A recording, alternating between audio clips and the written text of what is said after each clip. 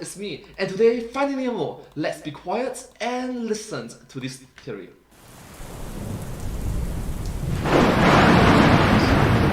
What are you doing here, MatPat? Oh, hey Mickey. I'm just curling up with a warm cup of cocoa, reading this listicle about famous products that are actually ripoffs. These keep getting suggested to me ever since I made that food theory episode about how Oreos are actually Hydrox cookies. Hey, what's this one? This article says that Finding Nemo was actually plagiarized? Does it now? Well, apparently in 2002 there was a French children's book about a little clownfish whose father is killed and through an epic journey ends up reuniting with his mother. Well, clearly you must be forgetting an important detail, MatPat. Nemo is all about a dying mother and the boy's quest to reunite with his father. Clearly different, haha. Mickey, come on. Look at the colors, MatPat. Nemo is clearly a different color. They're both orange. Are they, MatPat? Are they? Nemo is obviously slightly more red than this shark tail reject. But apparently there's other stuff in here too. Are you actually going to believe the clickbait, MatPat? No, I'm gonna do the research. I'm not gonna sleep until I know the truth about this one, Mickey, no matter what it takes. Well, fair warning, MatPat. You might not like what you find at the end of that journey. That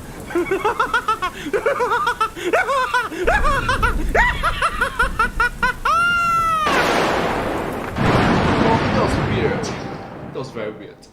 Film theory. Hello, Internet! Welcome to Film Theory! Hello, Internet. Welcome to Film Theory. Hello.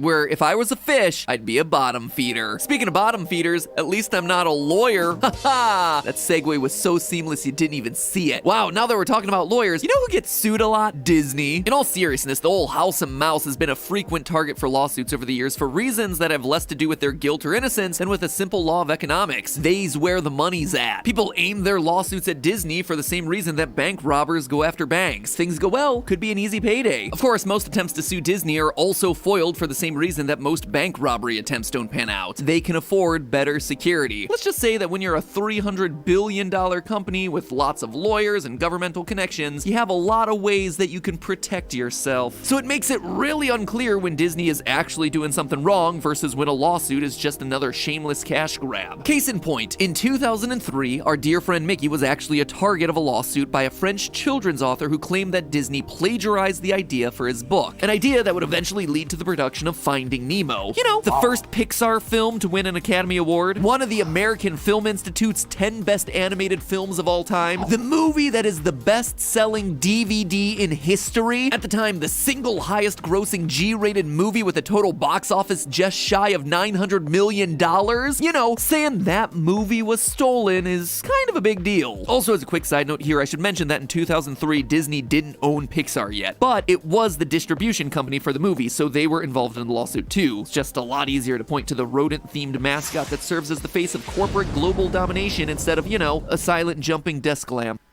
The story of the children's book author goes like this. In 1995, Franck Lecalvez claims to have come up with an idea for an animated film about clownfish. A simple boy's father dies, a boy must go on an epic journey to reunite with his surviving mother story. As a guy in his mid-20s at the time, he was an aspiring filmmaker, and he claims that he pitched his idea to French production companies and animation studios, but no one bit. Get it? No one bit? Anyway, his idea lay untouched for half a decade until, in the year 2000, he finally decided to take his animated film concept and turn it into a children's book, Perrault le Poison Clown. Oh god, poison clowns! Oh, sorry, I misread that. It's Perrault le Poisson Clown. Perrault the clownfish. It's Oh, it's the poison, the poisson. The more you know, I guess. been a few years since I took French. For a minute there, I thought I had to be even more scared of clowns than I already am. Nope, the only thing I have to be scared of in this story are these lumpy clownfish illustrations that'll fuel my nightmares. Because no one believed in his story, Lecalvez self-published the book. Reportedly, he paid $71,000 to print 2,000 copies, and miraculously, he managed to sell them all to bookstores, though it's unlikely that he actually turned a profit. At $70,000 for 2,000 books, he was probably spending about $35 for each one, and considering that retail bookstores tend to charge a margin of around 40%, the only way that he would have made any money back is if the bookstores were charging over $58 a copy, which I'm gonna go out on a limb here and say was not the case. No children's book is worth that, especially when the cover looks like this. In other words, he was probably eating a massive loss on each copy sold, but hey, who am I to dissuade a man from pursuing his dream of being a children's book author with observations about the harsh realities of the economics of book publishing? Anyway, in 2002, Lecalvez finally got his idea out into the world, world, both by self-publishing a children's book and by registering a screenplay with the French Society of Authors, apparently unwilling to give up with his movie-making aspirations. At last, he was able to tell the story of a young clownfish who, after tragically losing one of his parents to an underwater predator, was able to reunite with his remaining parent after a marine journey. Life was good. So imagine how crushing it would be when the following year Disney and Pixar releases Finding Nemo, which shatters box office records and touts what seems to be a pretty suspiciously similar premise. True, I agree with you. It seems sauce.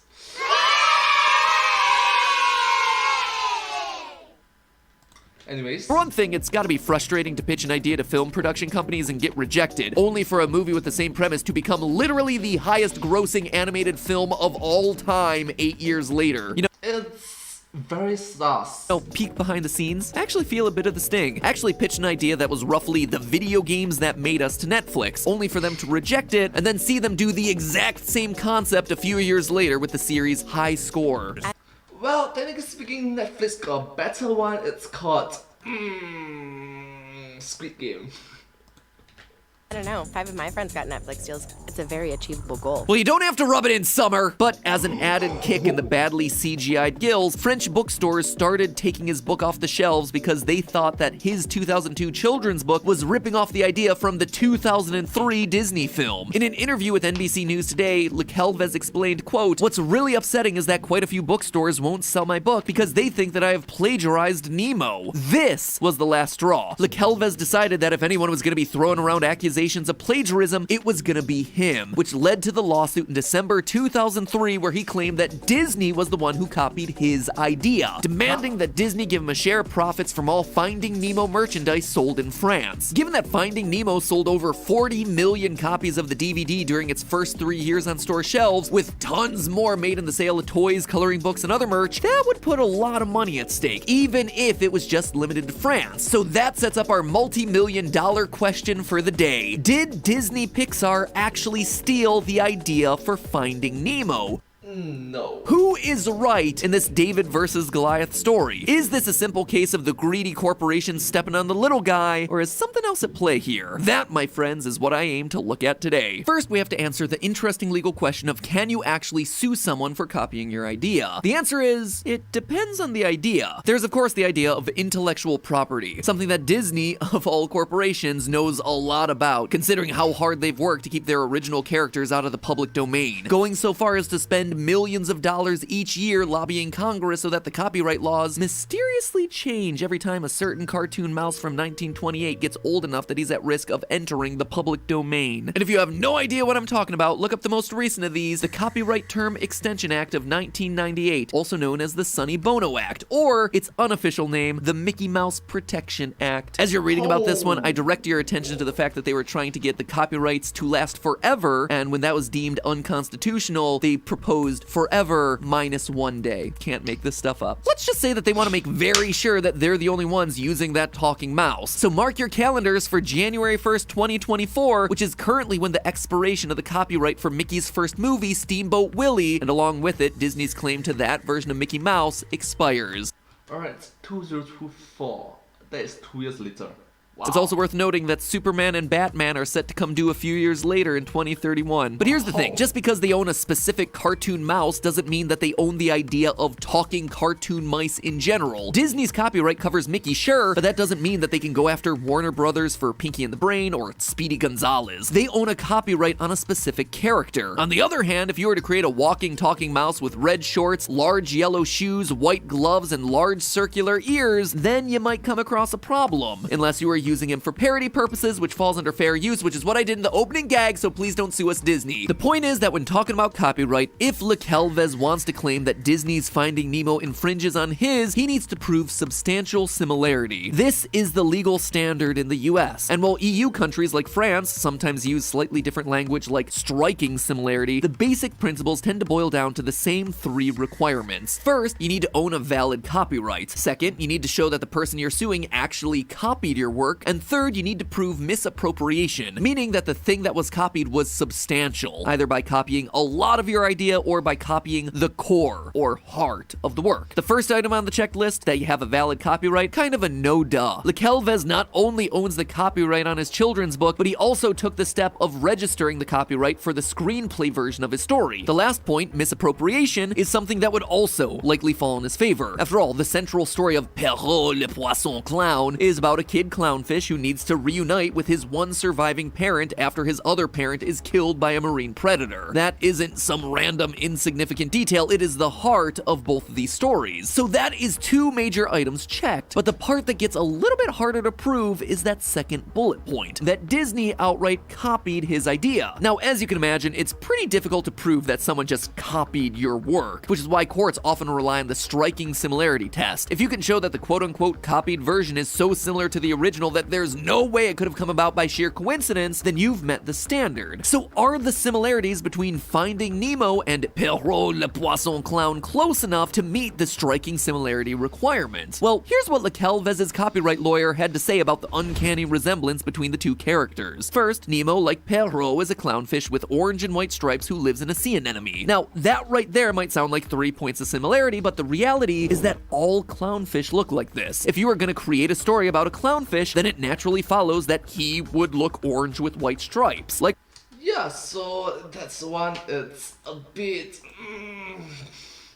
Next. Likewise, clownfish just live in sea anemones. That is a fact. Pointing to these similarities as evidence of copying is like pointing to two zebra characters and claiming that one must be copied from the other because they both have black and white stripes and live in a savanna. They also claim that there were, quote, the same supporting characters in the film, such as a surgeon fish and cleaner shrimp, and gentle fish folk who help the little troubled hero. Now, if you're wondering about that surgeon fish he mentions, no, he's not referring to a fish doctor working on a high pay scale. Ha ha! I'm sorry, I have a problem. No, they're referring to a family of fishes known in the scientific community by the name Acanthuridae, meaning tail spine. Dory, being a blue tang, is part of this family of fish, and one of Perrault's friends is also part of that same fish family. However, pointing to two fishes being in the same taxonomic family as evidence of copying, in scientific terms, is like saying that Mordecai from Cartoon Network's regular show must be a ripoff of the crows from Dumbo because blue jays and crows are part of the same bird family. If that sounds like a dumb stretch, you're right. It is, which is why I'm writing it down as a future theory idea. But seriously, it's kind of flimsy evidence, right? Likewise, the cleaner shrimp that they mention is just a common underwater animal. As for those gentle fish folk who help the little troubled hero, yeah, it's not gonna fly. Clearly, Disney must have copied my idea because my main character, who is a fish, meets other fish characters who help him on his journey. Obviously, though, the strongest point of comparison is with the beginning of the story. A clownfish parent dies, leading to a perilous journey where a kid reunites with his parent. That's hard to argue against as a direct connection, right? Yeah, you'd be surprised. Consider this. Disney has a long history with killing off its animal parents, be it Bambi in 1942, The Fox and the Hound, Brother Bear, Lion King. They practically invented the trope, so that alone is going to be pretty hard to defend, but making matters worse is the premise of both of these stories. Well, sure, they look similar on paper, they don't match up when you dive deeper. In Perrault, the young little clownfish is the one who has to go away to find his parent, while in Finding Nemo, it's the dad Marlin who goes on the grand adventure. And also, it's worth mentioning that the way both journeys play out is just vastly different. But Lekelvez's case gets even harder to defend when you consider the timeline of events. At first glance, it seems like his book, released in 2002, came before the movie, released in 2003. So clearly the one that came second must be the copy, right? But you as well as I know that animated movies take a long time to make. Finding Nemo was in pre-production way back in 1997. Even Lekelvez's copyright lawyer admitted that the film was finished by the time the book came out. In short, the only real piece of evidence that Lekelvez has to stand on is his own claim that in 1995 he pitched French animation studios about an idea for a movie about a lost clownfish. And personal anecdotes don't really hold up in court. And if that's Lekelvez's argument, that someone heard him talking about his idea in the 1990s and decided to make Finding Nemo based on that, then it makes no sense for him to talk about the visual similarities, since he didn't hire an illustrator for his children's book until years after he was already done pitching the idea. And Oh, so case and points, it doesn't hold much water, right?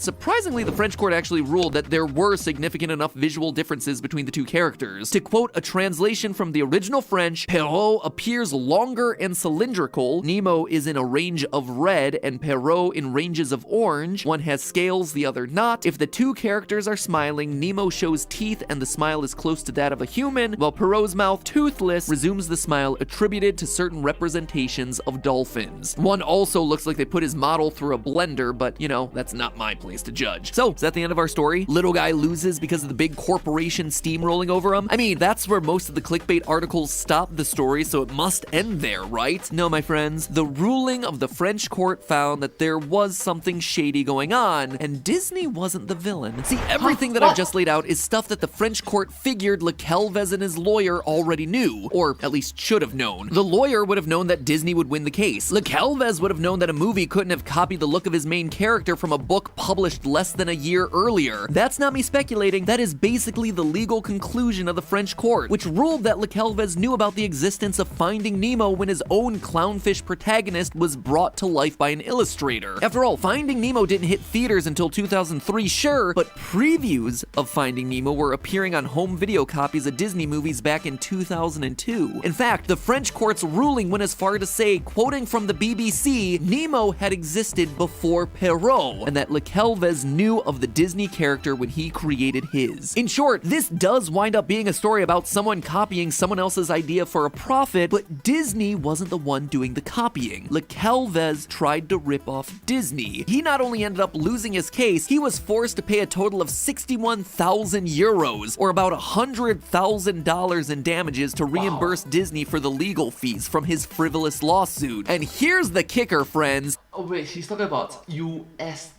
To also pay for the cost of advertising the ruling, just to make sure that everyone knew that Disney was innocent in all of this. Le Calvez, I'll accept my paycheck now, please. Oh, I guess I'm not a part of that. In fact, if you start looking at the case from the standpoint of him being guilty from the start, like maybe this was a setup to be some kind of cash grab hoping to nab an easy payday from Disney because they would want to settle out of court and not make headlines, suddenly a lot of the weird details I told you about earlier start to make sense. Like the fact that he paid $71,000 to publish 2,000 copies of a book that would have been impossible to turn a profit on, or the fact that he waited until 2002 to register his screenplay despite supposedly trying to get his idea made into a film back in 1995. These moves make a lot more sense if you assume that he was already in the process of laying the groundwork for a lawsuit against Disney. And again, that's not me, that was the conclusion of the French legal authorities. I gotta admit, it feels a little bit weird to come down on Disney's side for this episode. After all, my natural inclination is usually to side with the little guy and not the $300 billion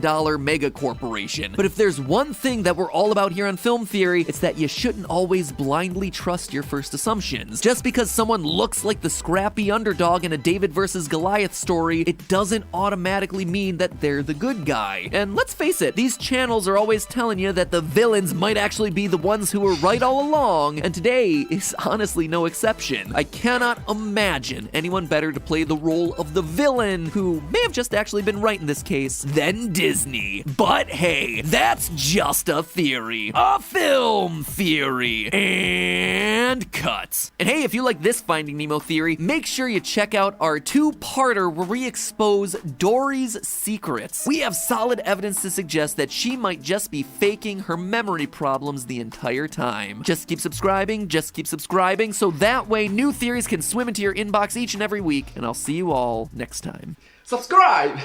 Well, thank you all so much for watching this video. I hope you find this video very interesting and just, all in all, just quite unique, isn't it? If you do like this video, please remember to like, share and subscribe to my channel and comment down below if you have anything to share with us. Don't forget to follow my channel and sincerely appreciate all of your support and encouragement for my work. Thank you so much, the best, and I hope to see you in the next video. It's very motivational and uplifting to see all your positive, wholesome message in the comment section down below. And I hope to see you in my next video. But hey, that's just theory, a film theory, and cut! And I hope to see you all in my next video. Bye! Oh my gosh, I actually did that. Wow. That outro was a bit fast. Anyways, subscribe. Thank you.